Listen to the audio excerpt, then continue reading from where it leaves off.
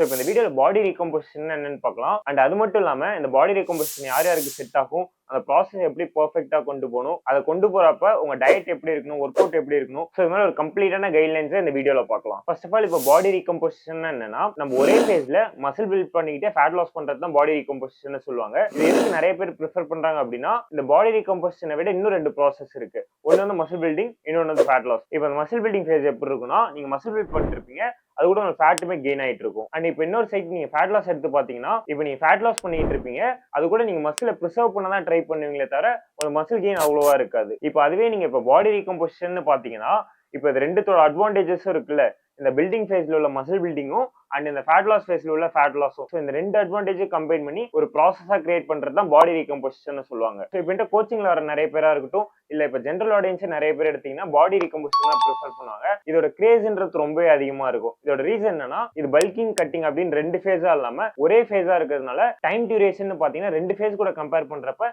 இது ரொம்பவே கம்மியா இருக்கும். ஸோ நிறைய பேருக்கு ரொம்ப ஷார்ட் டியூரேஷன்ல ரிசல்ட் கிடைச்சிடும். இப்போ நிறைய பேர் என்ன நினைச்சிட்டு இருக்காங்க, பாடி ரீகம்போசிஷன்ன்றது நிறைய பேருக்கு செட் ஆகாது, கொஞ்சம் பேருக்கு தான் சூட் ஆகுன்ற மாதிரி நினைச்சிட்டு இருப்பாங்க. பட் ஆனால் அப்படி இல்லை. இப்போ இந்த ரீகம்போசிஷன்ன்றது ஜிம் போற ஒரு 70 to 85% இந்த ரீகாம் சூட் ஆகும். ஒரு 1-2 கேட்டகரி தான் ரீகம்போசிஷன் சூட்டாவே ஆகாது. ஃபர்ஸ்ட் நம்ம இந்த பாடி ரீகம்போசிஷன்ன்றது யார் யாருக்கெல்லாம் சூட் ஆகுன்றத பார்த்தரலாம். இப்போ இந்த ஃபர்ஸ்ட் கேட்டகரி யாருன்னா beginners or newbie lifter. So இந்த கேட்டகரியில உள்ளவங்களுக்கு பாடி ரீகம்போசிஷன்ன்றது நல்லாவே ஒர்க் ஆகும். ஸோ அவங்க இப்பதான் ஜிம்முக்கு போய் வெயிட் லிஃப்ட் பண்ண போறாங்க அப்படின்னா ஸ்டார்டிங்ல மசில் பில்டிங் ஃபேஸ்ன்றது ரொம்பவே நல்லா இருக்கும். ஸோ பிகினருக்கு இது நல்லாவே வேலை செய்யும். இப்போ செகண்ட் கேட்டகரி ரொம்ப ஒபிஸா இருந்து ஜிம் போறவங்க, இவங்களுக்குமே இது நல்லா ஒர்க் ஆகும். ஏன்னா அவங்க பாடியில் எக்ஸஸான ஃபேட் ஸ்டோர் ஆயிருக்கிறதுனால ஸோ ஃபேட்லாம் எனர்ஜியா கன்வெர்ட் ஆகி மசில் பில்டிங் ஃபேஸுக்கு ரொம்ப ஹெல்ப்ஃபுல்லா இருக்கும். இப்போ இந்த தேர்ட் கேட்டகரி யாருன்னா ரொம்ப நாள் ஜிம் போய் மசில் பில்ட் பண்ணிட்டு ஒரு நல்ல கேப் விட்டு திரும்ப ஜிம்முக்கு போறவங்க. ஸோ இந்த கேட்டகரிக்கு எதுக்குமே மசில் மெமரிலாம் இருக்கிறதுனால ஸோ உங்களுக்கு என்னதான் மசில் லாஸ் ஆயிருந்தாலுமே சீக்கிரமா ரீடைன் பண்ணி அதே சமயத்தில் ஃபேட் லாஸ்மே நல்லா பண்ணலாம். இப்போ இந்த ஒரு மெயினான கேட்டகரிக்கு பாடி ரீகம்போசிஷன்றது சூட்டாவே ஆகாது. அது யாருன்னா அட்வான்ஸ்ட் லிஃப்டர். இப்போ ஒருத்தவங்க ரொம்ப நாளா நல்லா ப்ராப்பரா ஜிம் போயிட்டு இருக்காங்க, ப்ராப்பரா டயட் ஃபாலோ பண்ணிட்டு இருக்காங்க அப்படின்னா அவங்களோட மசில் பில்டிங் ஃபேஸ்ன்றதை அவங்க நல்லா மேக்ஸிமைஸ் பண்ணிருப்பாங்க. ஸோ அவங்களுக்கு பாடி ரீகம்போசிஷன்றது அவ்வளவா சூட் ஆகாது. பட் ஏன் ஒரு 85% இது சூட் ஆகும்னு சொன்னா, இந்த அட்வான்ஸ்ட் லிஃப்டர்ன்றதுல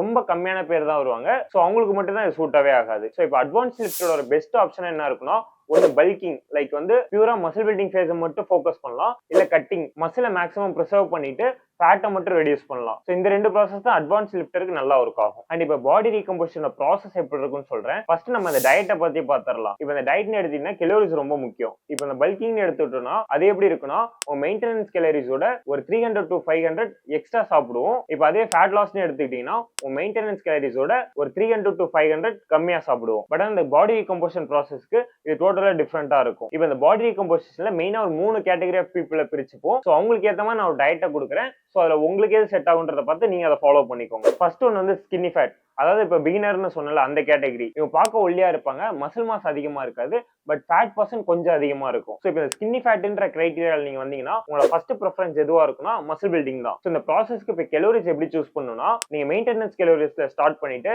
ஒரு 2 to 3 months அதுல இருந்துட்டு over the period of time 100-200 இது மாதிரி இன்க்ரீஸ் பண்ணிட்டு போகணும். ஸோ இப்போ நீங்க ஸ்கின்னி ஃபேட்டா இருந்துட்டு என்னதான் over the period of time 100-200 calories increase பண்ணிட்டு போனாலும் ப்ராசஸ் நல்லா ப்ராப்பரா தான் இருக்கும். அதுல மசில் கெயினுமே நல்லா அதிகமா இருக்கும். ஸோ இப்போ செகண்ட் கேட்டகரி என்னன்னா ஒபிஸா இருக்கிற பீப்புள். பட் ஆனால் இந்த கேட்டகரியில மசில் மாஸ்ன்றது ஒருத்தவங்களுமே நல்ல டிஃப்ரெண்டா இருக்கும். ஃபார் எக்ஸாம்பிள் ஒருத்தவங்களுக்கு வந்து அதிக மசில் மாஸ் பிளஸ் அதிக ஃபேட் இருக்கும், இன்னொருத்தர் வந்து கம்மி மசில் மாஸ் அதிக ஃபேட் இருக்கும். பட் இவங்க எல்லாருக்குமே ஒரு ஜென்ரலான டயட் கொடுக்கணும் அப்படின்னா ஸ்டார்டிங் ஒரு 2 to 3 months மெயின்டெனன்ஸ்ல கொண்டு போயிட்டு ஓவர் தி பீரியட் டைம் ஸ்லைட்டா கலோரிஸை கம்மி பண்ணிட்டே வரலாம். ஸோ இப்படி பண்றதுனால உங்களுக்கு ஸ்டார்டிங்ல நல்ல மசில் பில்டிங் இருக்கும், but over the period time உங்களுக்கு ஃபேட்டுமே நல்லா ரெடியூஸ் ஆகும். இப்போ தேர்ட் கிரைட்டீரியான்றது ஒருத்தவங்க ரொம்ப நாளா ஜிம்க்கு வந்துட்டு சடனா ஸ்டாப் பண்ணிட்டு திரும்ப வரவங்க. ஸோ ஜென்ரலாவே பாத்தீங்கன்னா ஸ்டார்டிங் நல்லா மசில் கெயின் பண்ணிருப்பாங்க, but over the period time ஜிம்முக்கு வராதனால மசில் லாஸ் ஆயிருக்கும். ஸோ மசில் மெமரி இருக்கிறதுனால மசில் டக்குன்னு ரீட்டைன் ஆயிடும். ஸோ இவங்களோட கலோரிஸ் எப்படி இருக்குன்னா, ஸ்டார்டிங்ல மெயின்டெனன்ஸ்ல இருந்து ஆரம்பிச்சுட்டு கொஞ்ச நாளுக்கு அப்புறம் ஃபேட் அதிகமா இருக்கிற மாதிரி இருந்தா கொஞ்சம் டெபிசிட்டுக்கு வரலாம், பட் இனிமே மசில் மாஸ் வேணும் அப்படின்னா கொஞ்சம் சர்ப்ளஸ்ல போலாம். ஸோ இது மாதிரி உங்க பாடி டைப் என்ன, உங்களுக்கு என்ன சூட் ஆகுன்றத பாத்துக்கோங்க.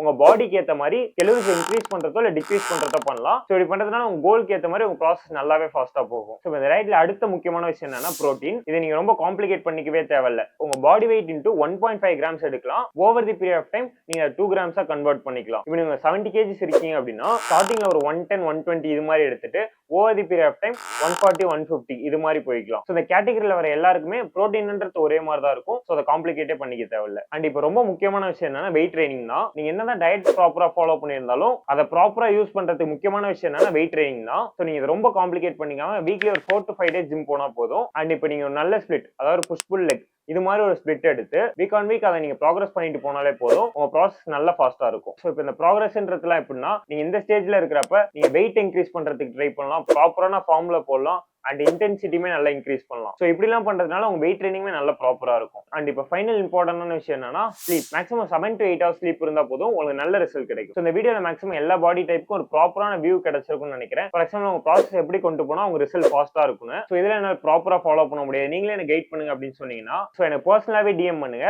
லைக் என்னோட கான்டாக்ட் டீடைல்ஸ் கீழே இருக்கும். ஸோ உங்க டீடைல்ஸ்லாம் வச்சு உங்க ப்ராசஸ் எப்படி இருக்கும், எவ்வளவு நாள் போகுன்றத சொல்றேன். நீங்க என்னோட பெய்ட் கோச்சிங்ல ஜாயின் பண்ணிக்கலாம். அண்ட் இந்த வீடியோ பிடிச்சிருந்தா லைக் பண்ணுங்க. அண்ட் நெக்ஸ்ட் உங்களுக்கு என்ன டாபிக்ல வேணும்ன்றத கமெண்ட் பண்ணுங்க. அண்ட் உங்களுக்கு இன்னொரு மாதிரி வீடியோஸ்லாம் பார்க்கணும்னா சப்ஸ்கிரைப் பண்ணிக்கோங்க.